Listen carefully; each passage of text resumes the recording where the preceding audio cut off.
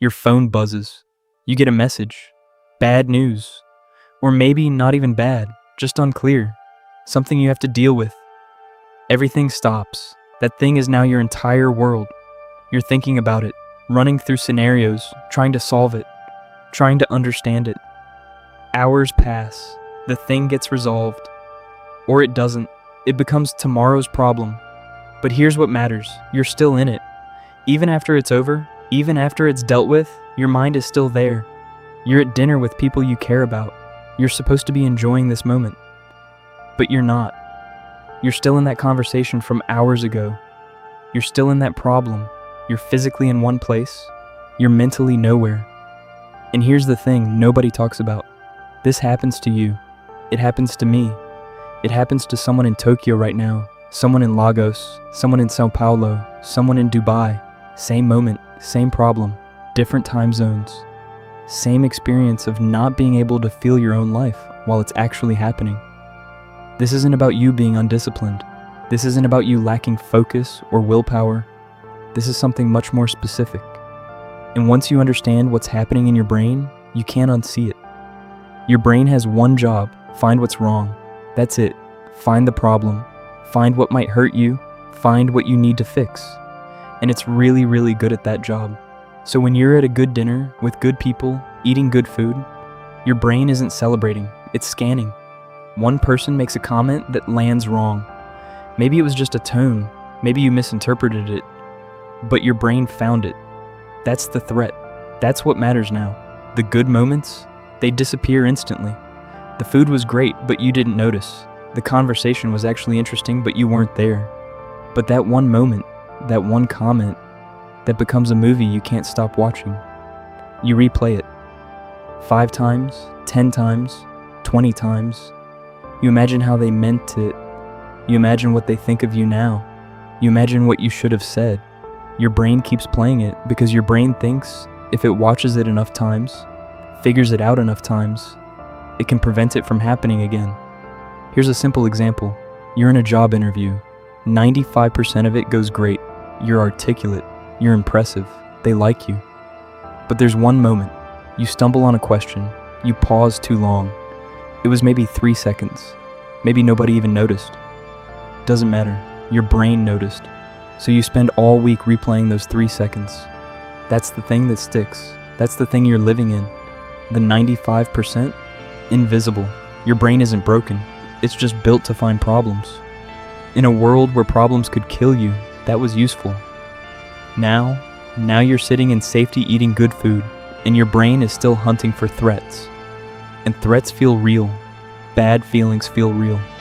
So the good moment becomes background noise while you're focused on the 3 seconds that bothered you. You're not actually where you are, not most of the time. Your body is in one place.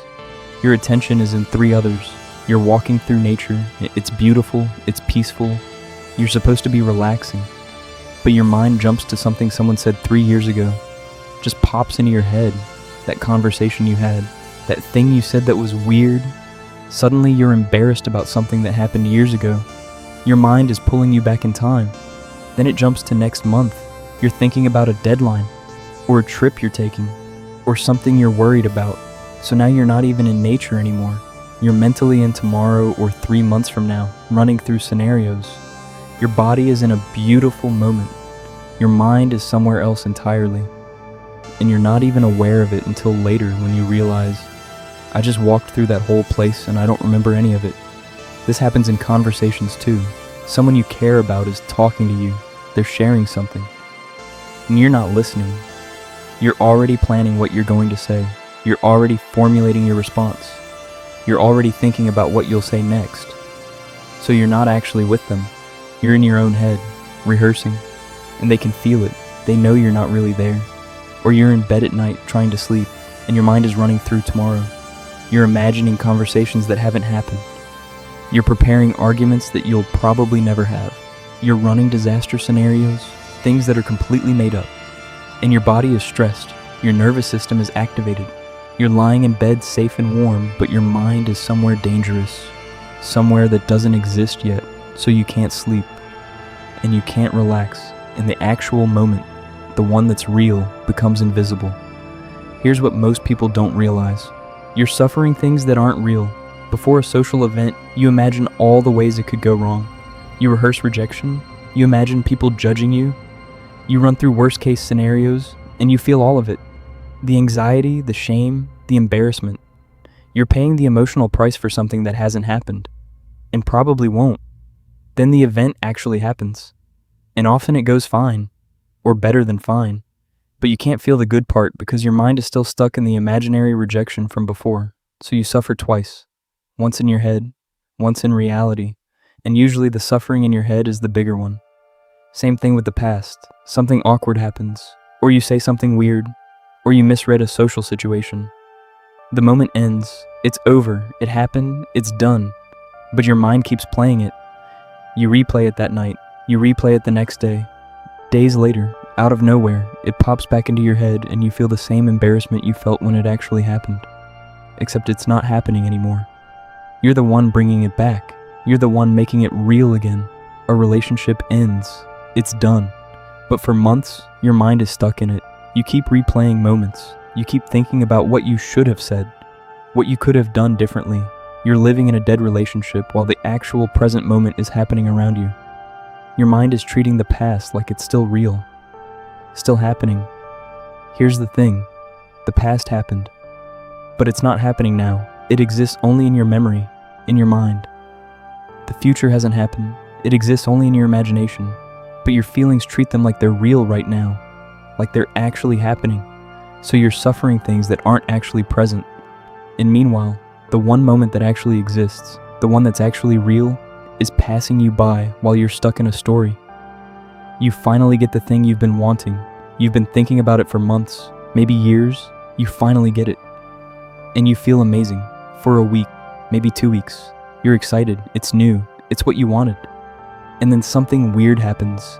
It just becomes normal. It stops being special. It stops being new. It's just part of your life now. So the excitement disappears. New car. You want it for years. You get it. 2 weeks of driving around, feeling great. Then it's just your car. New relationship. 6 weeks of butterflies and newness and constant dopamine. Then you're living together and it's regular life and the butterflies fade. Dream job. The one you've been working toward. 3 weeks of excitement about showing up. Then it's just a job. You're back to baseline. Vacation in a place you've always wanted to go. It's amazing during the trip. 2 weeks after you're home, you barely remember it. It's already fading. Your brain has a baseline for satisfaction. Everything feels good or bad relative to that baseline. The moment something new becomes normal, it stops being noticeable. It stops being special. So you're back to that baseline. And now baseline feels empty again. So you need something new. Another goal, another achievement, another thing. You get it. It's great for a few weeks. It becomes normal. Back to baseline. Empty again. So you need something else. You're always chasing, never arriving, always hungry, never satisfied, always thinking the next thing will be different, that this thing will stick, that this time you'll actually feel it. And for a moment, you do, and then it fades. And you're back in the empty again. Even billionaires talk about this. They get hundreds of millions of dollars. The first 100 million feels incredible. The second 100 million, it feels smaller, less impressive. Because their baseline adjusted. They need bigger wins to feel the same thing. It never stops. The treadmill keeps accelerating. You're never actually where you are. You're always thinking about where you want to be next. You're eating something delicious. Instead of actually tasting it, you're already thinking about the next meal. When you'll eat again. What you'll cook next. You're on vacation, but you're thinking about work. You're working, but thinking about when you can relax. You're in a relationship, but sometimes your mind wanders to what a different relationship would be like. You're never actually in the moment because you're always one step ahead. You're having a conversation with someone you care about. And instead of actually listening, part of your brain is already planning what you're going to say. You're already formulating your response. You're already thinking about the next thing, so you're not actually with them. You're in your own head, reaching forward to something that isn't here yet. This becomes a pattern of, I'll be happy when. I'll be happy when the project is done. I'll be happy when I find someone. I'll be happy when I have more money. I'll be happy when I lose the weight. I'll be happy when I get the promotion. And so you sacrifice the actual moment waiting for a future moment that will supposedly feel better. But you already know from experience that it won't, because the moment you get it, it becomes normal. And then you're back to, I'll be happy when, again. You're literally choosing not to feel your own life while you're waiting for a different one. So here's what's actually happening. Your brain isn't broken, it's not defective, it's doing something very specific. It's pulling your attention away from the present moment. It's either dragging you backward to the past or launching you forward into the future. And you're aware of it happening, you're watching yourself leave, and you feel powerless to stop it. But that awareness, that recognition, that's actually the first move. Here's what most people get wrong about presence. They think it's a state you achieve.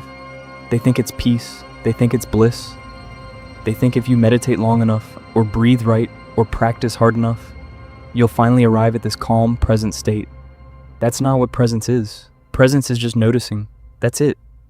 Your mind leaves the moment. It goes to the past or the future. You're thinking about something that happened, or something that might happen, and then you notice it.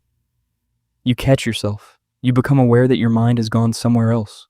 And in that moment of noticing, you're back. You're present again. Leave, notice, back, leave, notice, back.